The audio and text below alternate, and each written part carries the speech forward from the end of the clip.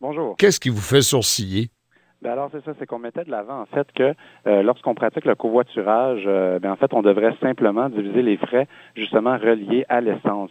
Mais la réalité est tout autre. C'est-à-dire que si j'utilise mon véhicule 5 jours par semaine avec, par exemple, un passager avec qui je vais faire du covoiturage, il y a beaucoup d'autres frais qui sont reliés au transport. Alors, si on se réfère à la loi sur le transport, où on nous précise que pour que le covoiturage soit légal, on doit diviser les frais, justement, du transport. Mais c'est pas seulement les frais d'essence. On va pouvoir inclure des frais qui vont être par rapport notamment au permis de conduire, à l'assurance, à l'immatriculation, au coût d'entretien, au coût de financement et dépréciation du véhicule. Donc, il y a plusieurs autres frais qui entrent en ligne de compte et qui doivent être justement être pris en ligne de compte et divisés avec le nombre de personnes à bord. Donc, c'est pas seulement les frais d'essence, mais bien tous les frais reliés à un déplacement.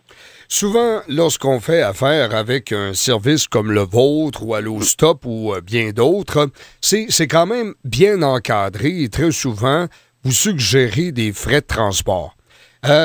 N'est-ce pas, ce que j'ai envie de vous dire, est-ce que ce sont vraiment ce genre de services que les transporteurs interurbains ciblent dans leur sortie de la semaine dernière? Dans le sens que c'est peut-être plutôt les individuels qui chargent le gros prix, mais qui ne font pas nécessairement affaire avec le genre de service que vous avez? Mais absolument. Alors là, c'est vrai que oui, il y aurait peut-être un encadrement à faire, mais il y aurait surtout une campagne de sensibilisation et d'information à faire. Parce que je pense qu'il y a différentes personnes qui vont se retrouver dans une situation illégale, en fait, sans même être conscients que cette situation-là est illégale. Oui. Au niveau des plateformes de covoiturage, il y a certaines situations qui peuvent causer problème aussi lorsqu'on va demander au conducteur d'emblée de proposer un montant qui va être demandé à ses passagers sans même savoir combien de personnes vont être à bord. Alors, il y a des situations comme ça où la personne peut se retrouver en situation d'illégalité puisqu'elle n'a pas pu diviser les frais reliés au transport avec le nombre de personnes qui vont être à bord puisqu'on lui demande d'emblée de demander un montant. Oui. Donc, c'est vrai qu'il y a certaines pratiques comme celle-là qui peuvent faire en sorte que le conducteur lui-même, sans savoir, se retrouve en situation d'illégalité. C'est surtout les gens qui vont réclamer un montant fixe.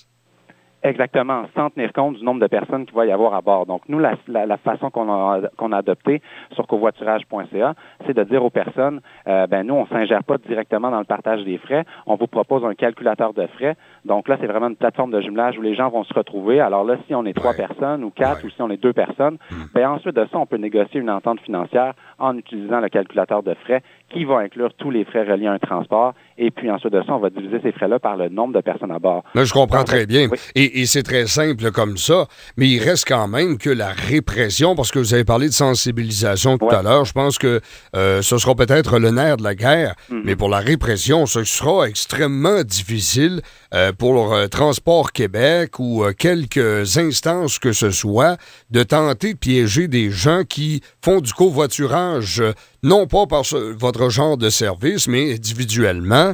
Ce sera quand même difficile, là.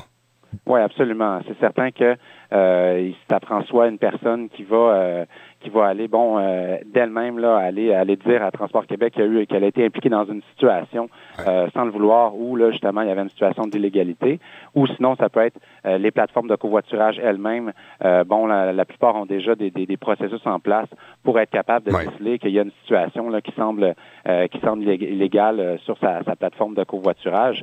Mais c'est certain que ça va être très difficile là, si on veut commencer à contrôler. Je pense qu'il faut davantage mettre l'emphase sur informer la population sur ce qu'est un covoiturage légal, ce qu'est un covoiturage illégal, et puis prôner un éventail de solutions alternatives à l'automobile en solo, plutôt que de faire de la répression sur des personnes qui, sans le vouloir, vont se retrouver en situation illégale. Oui, absolument, surtout qu'on souhaite enlever des voitures du chemin. Hein? Francis Girard-Boudreau, merci d'avoir été là. Merci beaucoup.